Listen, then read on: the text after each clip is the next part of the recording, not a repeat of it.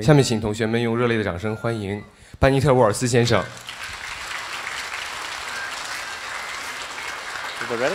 Yes. How are you? 那大家也看到了，我们这次大师班的班主任崔永元老师也跟着一起走上了舞台。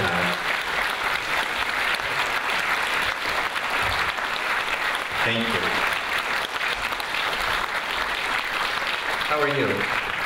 你好。昨天晚上我们两个一起喝茶，他平时是喝咖啡的，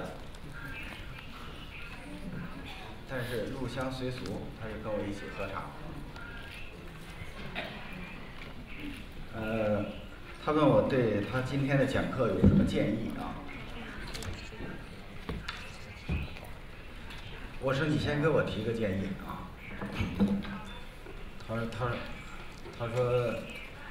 说这个建议很简单，希望你明天穿得更花一点。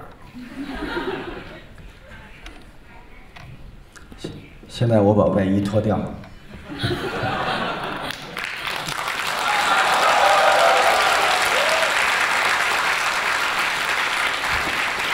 A very impressive shirt, very impressive. 我刚才见到他非常恐慌，为什么？因为今天早上我是在我的几件花衬衫里面选，其中有一件跟他这个衬衫长得一模一样。幸亏我穿的是这件来啊。有一件非常有趣的事儿啊，他昨天给我讲了他今天要跟大家分享和交流的内容，我就特别恐惧。我说这个班尼特先生有可能搅了我们新锐导演的局。他说他今天演讲的主题是建议大家不做导演，做制片人。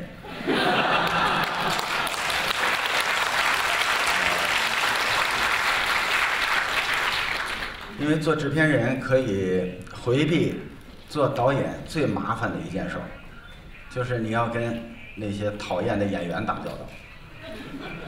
但是制片人不用跟那些讨厌的演员打交道，你只要跟讨厌的导演打交道就可以了。那么我记得我在好莱坞向他请教的时候，非常开窍，我听到了他很多，给我传递了很多新的这个电影观念。我相信你们今天听完他的课，一定会觉得特别受益啊。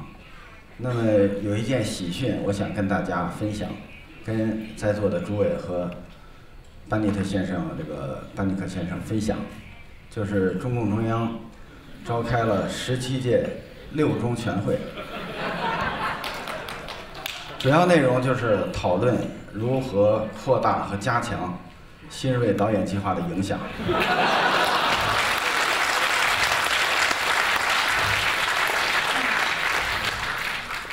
我们稀里糊涂地走在了中央的前面。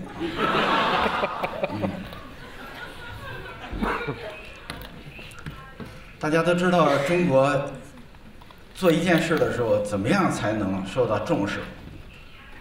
就是要跟一个人的乌纱帽建立联系。现在这个中共中央决定了，就是要建立联系。那么每个省的文化硬件和软件的建设，就决定你这个领导还能不能继续干。恰恰在这个时候，你们选择了要加入导演的行列。我想告诉你们，春天来了。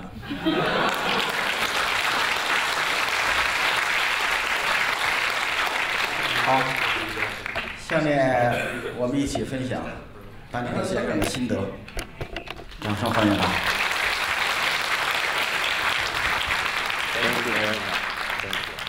Thank you. 他谢谢我，也谢谢党中央。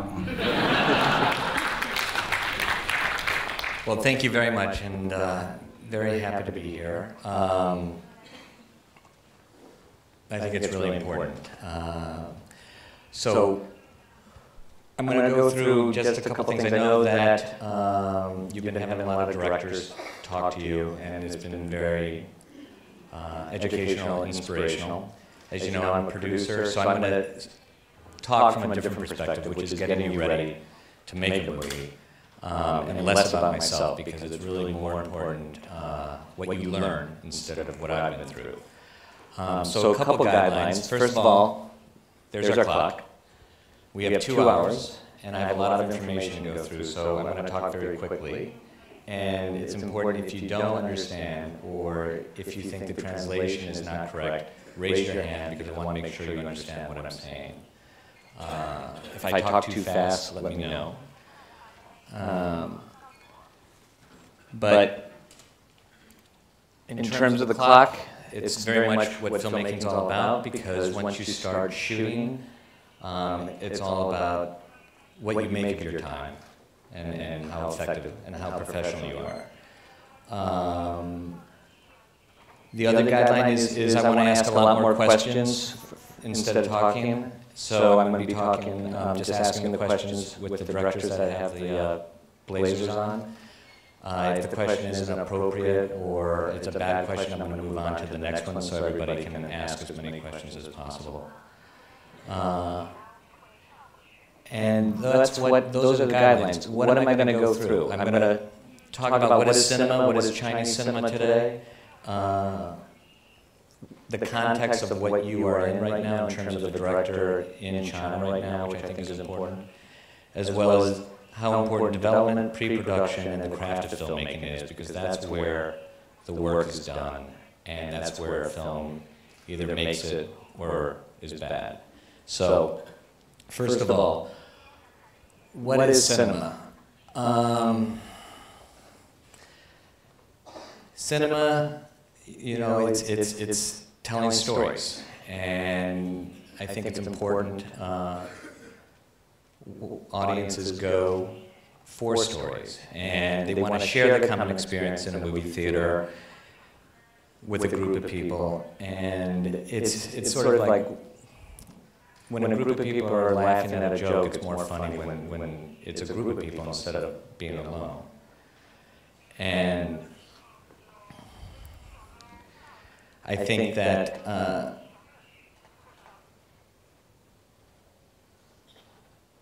it's the stories and the script and the development of the script. One of the things I thought about a lot before I came here was how this industry in China is similar to the industry in the US. And it's important because you have an opportunity that a lot of other countries don't have, which is the growth of your industry is at a place where there is so many opportunities. And how I found this similar to the US is that in the US, the film industry came out of being a business. It was always about selling tickets first. And because we made the films and we were able to sell tickets, our craft of making films got better and better.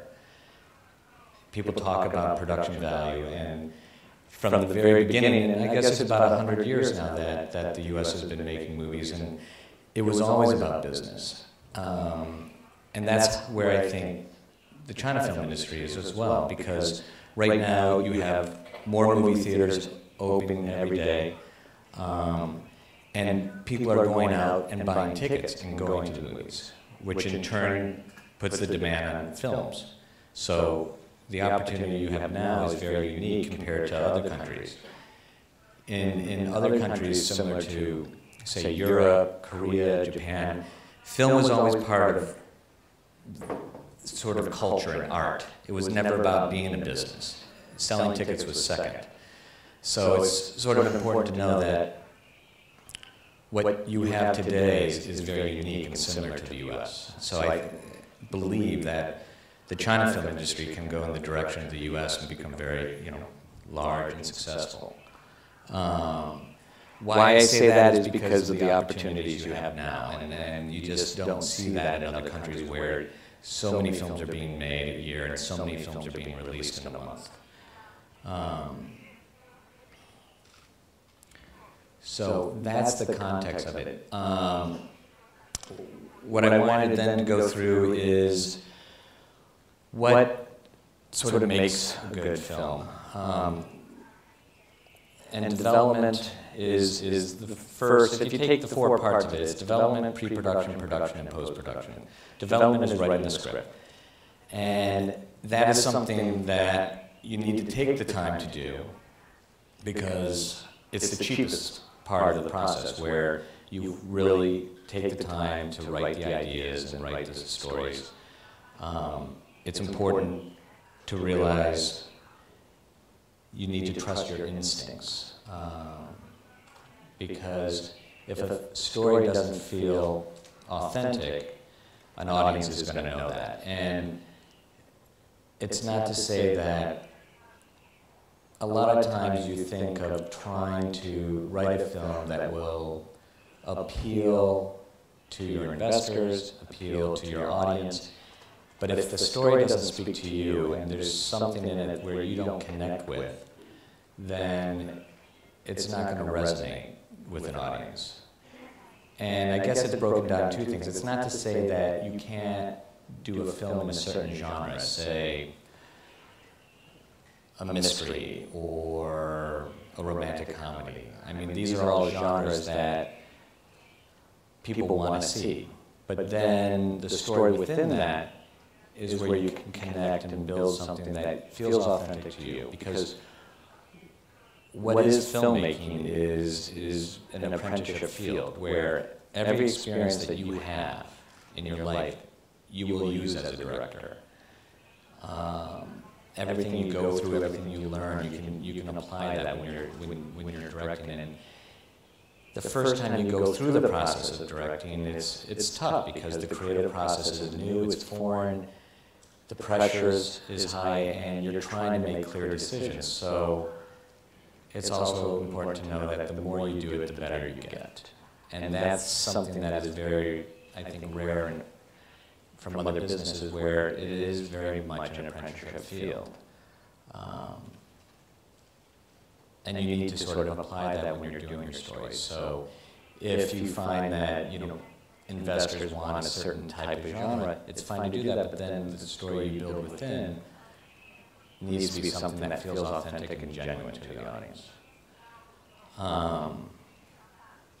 And details. Make sure that you are able to weave in the details. And I guess yesterday when I was listening to Shinji Awai's story, and he talked about how the screenwriting process can drive you crazy. It's true, where every person has a different creative process, a process by which you're going to be able to develop and make a well-grounded script. It's important to know that what you do, how you do it, is really up to you. Whether you go out and you location scout to feel inspired to finish writing the script, or getting a bunch of actors around a table and reading the script. It's different for everybody. It's just important to find the tools that are going to help you flesh out the story, because if you feel there's something wrong in it and you don't fix it, it will get wrong on the screen. And that goes back to trusting your instincts.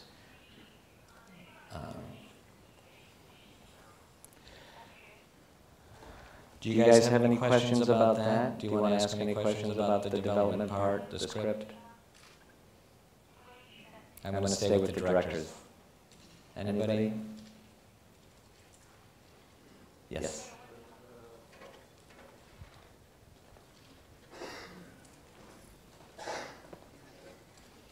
Right here.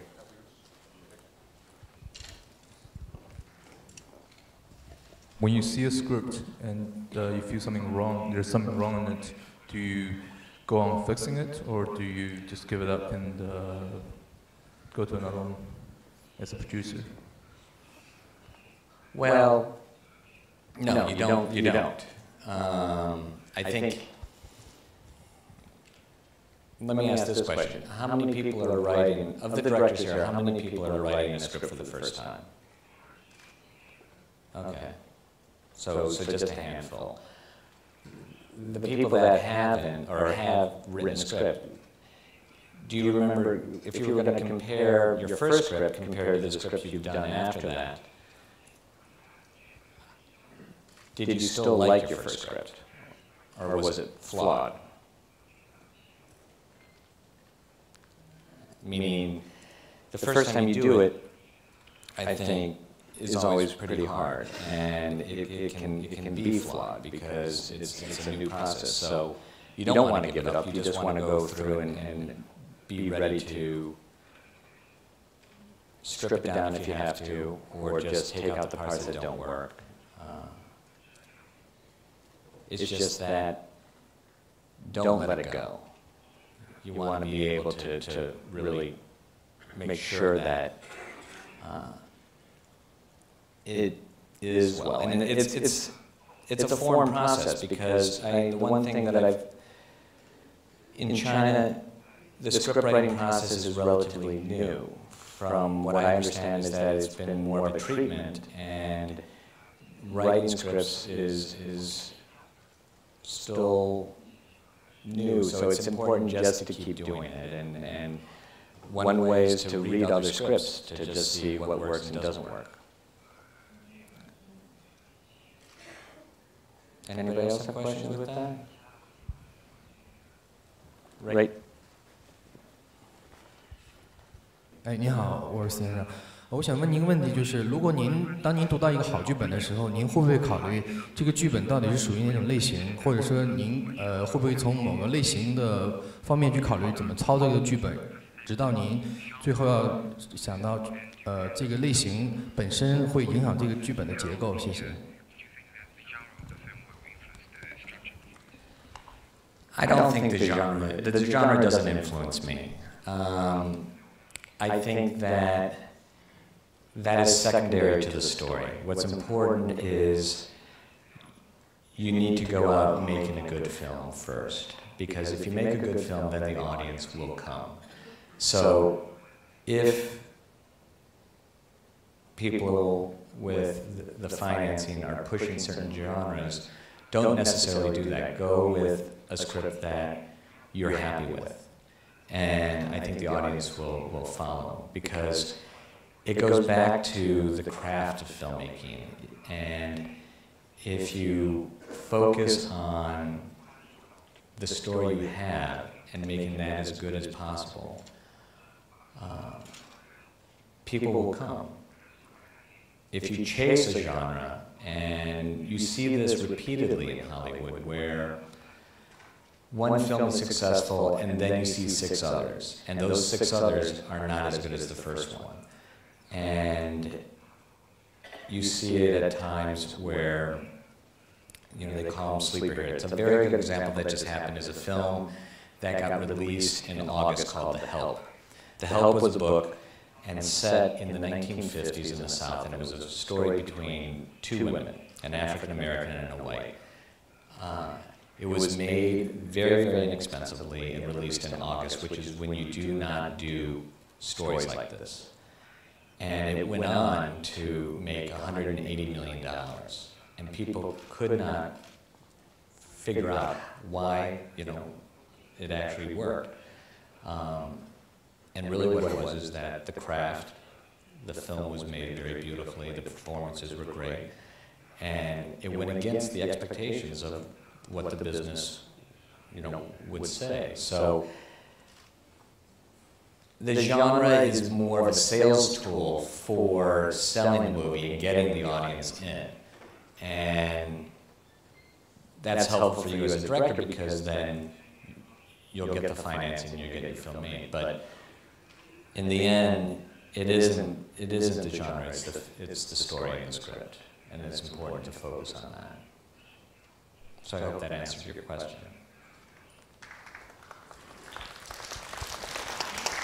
No yellow shirts only. Yellow shirts only.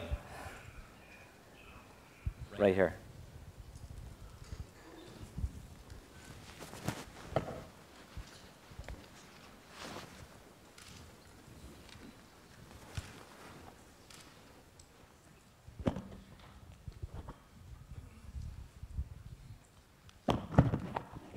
您好，就是刚才您提到最重要的是自己要对故事有感觉，刚才您提到最主要的是自己要对故事有感觉。我想问一下，就作为一个制片人，您觉得什么样的故事会引起就是说您的共鸣？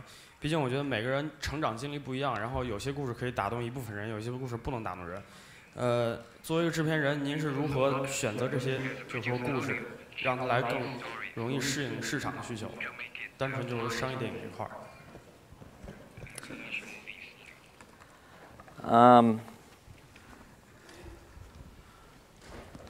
That, for me, I don't need to have that connection as a producer. It's important that the director has that connection. Because it goes back to what I said before, that it needs to feel genuine and authentic. So, what I look for is when I sit down with the director is how he describes the story, how he is explaining it to me in the details, so that I can then judge if it's something that feels genuine and authentic. And from there, I know that we have the building blocks to make a good film. From there, I can work with him as a partner to decide how to shoot it, how much to spend.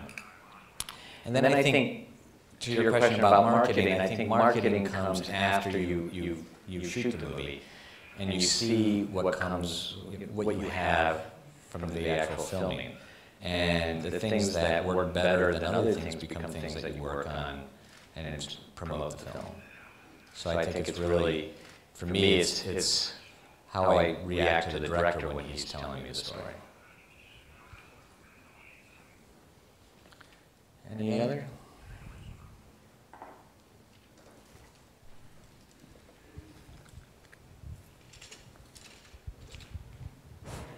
So my question is about co-production. So right now, some production company in the U.S. they are starting to develop some projects to look into the opportunity to co-production with China. Do you think that's the right way to do business? Well, I think right now it's they need to be careful, and the reason why I say that is. U.S. companies are rushing over here because they realize there's a lot of cash, so that it's going to help them finance their movies. And as well as with the quota system, they're able to get around that by doing the co-productions. I think I look at it from the American side where they need to take a little bit more time to understand where the industry is here, which is not as developed as it is in LA. So what they're trying to do, some of these companies, is to just take a large Hollywood film and then put in some Chinese elements to make it a co-production. And that's not starting at the very beginning, which is the story. I think it's more important, really, what's going on here, which is starting with young directors with smaller budgets to go through the process in a healthier way, meaning in a different way than it used to be. And then from there, continue making film after film after film. I think to rush in with the co-productions, you need to, it's too easy to fail. And then people are just going to leave. And I think the American companies right now are really just looking for cash and not looking at the industry. What I find is incredibly exciting is that the local audiences here haven't even begun to experience good filmmaking. There's been pockets of good films, but with the amount of films that are coming out, it's only going to get better and better. And that's going to change how you guys make films, how the audience is, and then also how the world sees it. Because if you focus on making the films for your audiences here, then the rest of the world will want to watch them if they're good films.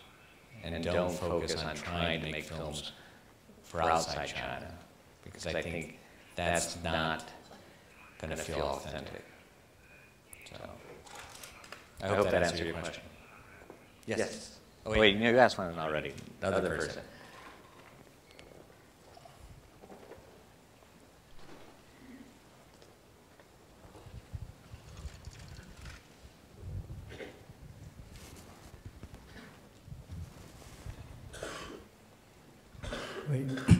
你好，我想请问一下，那个对于您感兴趣的一个剧本，您是什么时候开始考虑演员？也就是说，这个演员的加入会不会影响将来那个电影制作的这个方向？第二个问题就是，您觉得决定一部电影投资那个资金的大小是这个决定一部电影投资大小都有什么相关的因素？比如说明星的参与，或者说制作的手段，或者说视觉奇观？谢谢。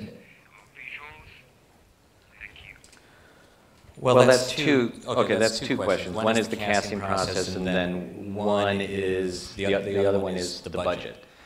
The budget one is easy, where I feel you can make a movie for any amount of money. You just need to understand the script and the story that you have. But I firmly believe you can make a film as cheaply as possible, or as expensive as possible. The one thing that will always happen, no matter what the budget, you'll never have enough money. It doesn't matter how much the budget is, you're always in a place where you're fighting to stretch the money as far as possible. So it's not important to really focus on the budget early on, because you just want to be able to craft the film. Now, with the casting process, I think it is, it's a difficult question, because I remember when I was doing Kill Bill with Quentin Tarantino, and he is such a master at writing that he would know the actors that he would want. And he would watch all their films before he starts writing. So when he would write a script, he would write knowing what their arc of their performance would be. Meaning, he would write for the cadence of their voice, because he's watched all their films. And it was amazing to see how he could write a performance into the script based on a certain actor. And that's pretty difficult. But that was his process. I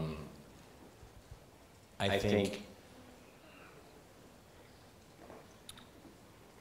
at first you don't want to consider the actors or the types of actors in the script, because it's so hard to get the structure. You want to get that, and then once you decide, or once the script is ready to be financed, then that will start to happen. And if you need to consider certain actors that have drawing power, then you can go back and rewrite for their performance. But it's going to be fairly narrow. If you've written the script and the character is fairly developed, not everybody's going to fit into it. So that's going to affect who you pick. But I mean, stars are stars for a reason, and they need to be good just to get on the map. So they should be able to do justice. So it's just that in the beginning I wouldn't consider it so much. I hope that answers your question. So.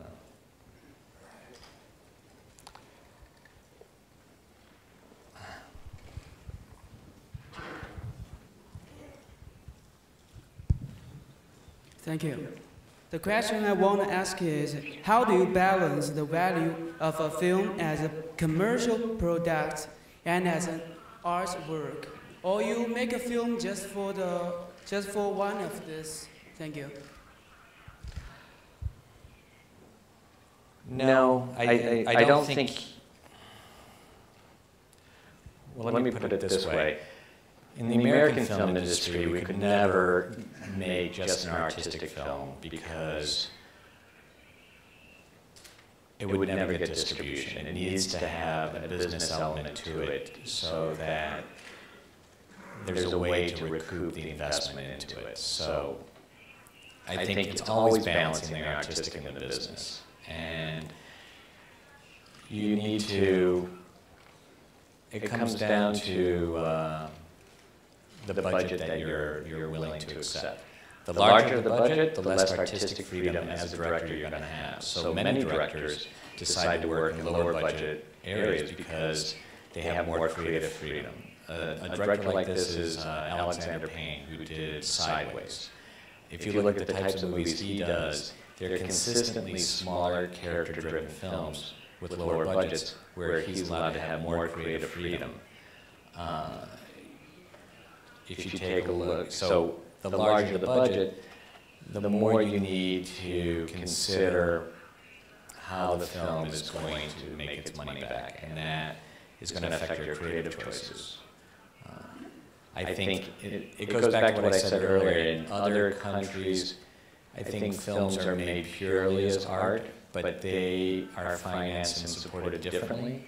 I think that in Europe, the government helps fund films because they consider them art forms, where in the States, it's a business, so that you have to raise it based on the ability of how it's going to sell later. But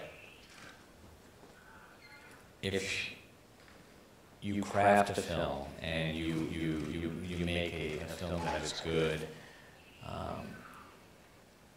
that will happen.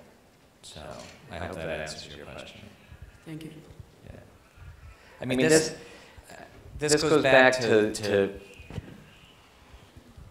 what I was saying in terms of, I've been talking about the script and the development of the script. The craft of filmmaking, I think, is you need to be comfortable with the ability of taking the time to get it right. And once you have the script, pre-production is the other thing that you do not want to rush.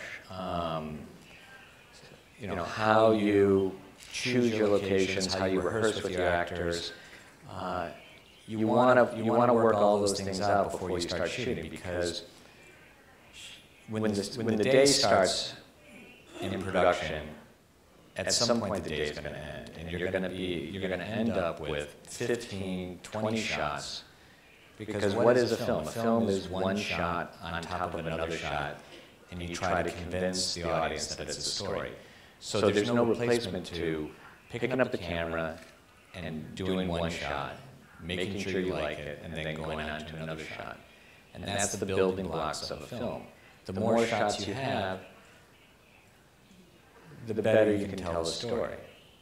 And if you're wasting your time on the day deciding what you want in terms of props or wardrobe or even the performance, you're taking away the time of getting your shots. And pre-production is the place where you're working it out. And once you get back to the shooting, it becomes a completely professional environment, and you can focus on the most important thing, which is the performances of the actors. A lot of the directors I work with, they want to decide everything almost a month before shooting, so that all they can think about is performances and making sure that the actors are saying the lines the best they can, and not dealing with crew members deciding on things. So it's making sure that you don't rush that process. Another question?